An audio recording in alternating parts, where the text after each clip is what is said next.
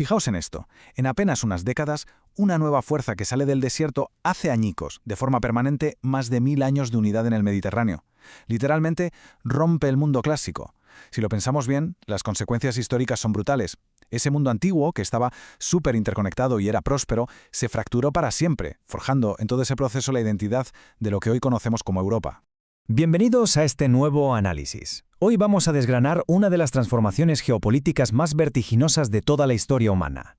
Basándonos en los textos que hoy nos ocupan, vamos a ver cómo una serie de doctrinas religiosas, combinadas con una expansión militar que no tenía precedentes, redibujaron por completo el mapa del mundo y dividieron el Mediterráneo en dos frentes irreconciliables.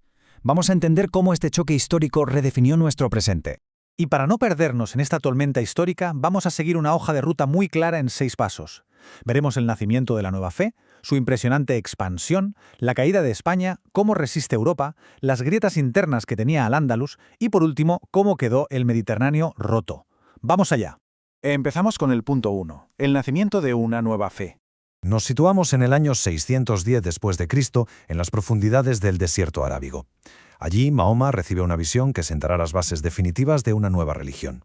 El texto fuente nos plantea que esta doctrina instauró una visión geopolítica del mundo súper definida y dividida en dos. Por un lado tenemos el Dar al-Islam, o la Casa de la Sumisión a Dios, que básicamente abarcaba a toda la comunidad de creyentes. Y por otro, el Dar al-Harb, la Casa de la Guerra, que englobaba a las comunidades no islámicas. Según destaca el autor, la fe exigía la yihad, planteada como una guerra santa hacia el exterior para someter a los no creyentes y expandir la doctrina por todo el mundo. Y aquí el autor del texto pone sobre la mesa un contraste súper interesante entre las dos grandes doctrinas. Por un lado, describe el Islam como un sistema cerrado, donde hay una fusión total entre el poder político y la religión. Todo se basa en la Sharia, una ley invariable que rige minuciosamente cada detalle de la vida, y fue fundada por un profeta guerrero, triunfador y polígamo. Frente a esto, la fuente expone que el cristianismo primitivo iba por otro lado. Abogaba por el libre albedrío, marcaba una clara separación entre Iglesia y Estado y se basaba en la figura de un Jesús célibe que asumió el fracaso en el mundo material. Claro, esta claridad y minuciosidad de las normas le dio al naciente Islam una fuerza de cohesión verdaderamente extraordinaria. Pasamos al punto 2, una expansión sin precedentes. Con esa cohesión ideológica tan férrea, el escenario estaba listo para lanzarse contra los imperios vecinos, que la verdad estaban ya bastante agotados. Es que es alucinante la velocidad a la que pasó todo esto. Fijaos en las fechas. Desde esa primera visión en el 610 y tras la muerte de Mahoma en el 632, las tribus árabes unificadas aniquilaron al imperio persa en poquísimas batallas y le arrebataron a Bizancio todos sus territorios asiáticos y del norte de África. O sea, en apenas 20 años, el mapa político de Oriente Próximo había cambiado radicalmente y para siempre.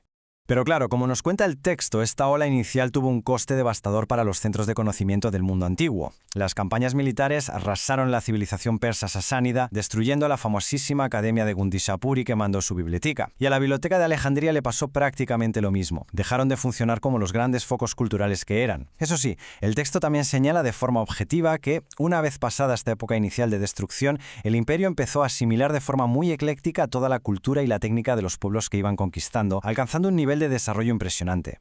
Punto 3. La caída de España. Damos un salto hacia el occidente, a principios del siglo VIII. La península ibérica estaba pasando por una crisis tremenda que acabó desintegrando al reino visigodo, que hasta entonces era uno de los estados más sólidos de Europa. Fue un auténtico efecto dominó. Primero, en el año 700 muere el rey Witiza y estalla una guerra civil al ser elegido Rodrigo como nuevo rey. Segundo, la facción que apoyaba a los herederos de Witiza, por puro despecho, invita a los ejércitos musulmanes a cruzar el estrecho para echarles una mano. Y el tercer y último paso es la famosísima traición en la batalla de Guadalete, en el 711. En tan solo 5 años, el Islam se hizo con casi todo el país, y así la España cristiana pasó a ser Al-Ándalus. Toda esta secuencia de acontecimientos tan sumamente rápidos nos deja una pregunta en el aire. Viendo lo fácil que había caído España y el empuje bárbaro que traían las tropas desde Arabia hasta el continente europeo, ¿podía alguien detener esta expansión? ¿Estaba toda Europa occidental condenada a ser asimilada? Lo que nos lleva directamente al punto 4. Europa resiste el embate. Y es que justo cuando parecía que el avance era del todo imparable, saltó la chispa. Fue en las montañas del norte de España. En el año 722, unos rebeldes locales liderados por un noble godo llamado Pelayo consiguen derrotar a una expedición musulmana en la famosísima batalla de Covadonga. Según cuentan las fuentes, esta resistencia asturiana, que partía con una desventaja numérica y material absolutamente abismal, salvó a España de ser asimilada por completo y dio el pistoletazo de salida a la reconquista. Pero el peligro no había terminado. 10 años más tarde, el avance seguía amenazando a los francos. Y ahí es cuando, en el 732, las fuerzas francas se unen bajo el mando de Carlos, apodado El Martillo, Carlos Martel. Este líder les inflige a los árabes una derrota enorme y decisiva en Poitiers, expulsándolos de casi toda Francia. Según los textos históricos, Poitiers y Covadonga fueron como las Termópilas de la cristiandad. Marcaron el límite definitivo y salvaron a Europa occidental de caer bajo ese nuevo imperio. Vamos con el punto 5, las grietas de Al-Ándalus. Ahora, lo que resulta más revelador al mirar los territorios recién conquistados es que las apariencias engañan muchísimo. El texto examina la estructura de Al-Ándalus y expone un contraste brutal. De puertas para afuera, Córdoba era una ciudad riquísima, la más civilizada de Occidente, dominando territorios súper prósperos y lanzando ataques constantes hacia el norte. Pero internamente, la fuente nos señala unas debilidades estructurales gravísimas. La administración se basaba en un despotismo racista por parte de los árabes, lo que generaba un descontento brutal entre los bereberes y la población autóctona. Esto, sumado a las peleas entre los propios clanes árabes, derivaba en guerras civiles constantes. Era un sistema que dependía en exceso de mercenarios y del tráfico de esclavos para no venirse abajo. Es decir, mucha fuerza aparente, pero unas grietas internas enormes. Y mientras tanto, claro, los pequeños reinos cristianos del norte aprovechaban para crecer en libertad y esperanza. Y por fin llegamos al punto 6, el Mediterráneo roto. Alejándonos ya del campo de batalla militar, llegamos a la gran conclusión geopolítica de todo esto. Esta irrupción creó una situación que no se había visto en más de 1000 años. El Mediterráneo, que había sido la gran autopista comercial y cultural del mundo civilizado, se rompió por la mitad.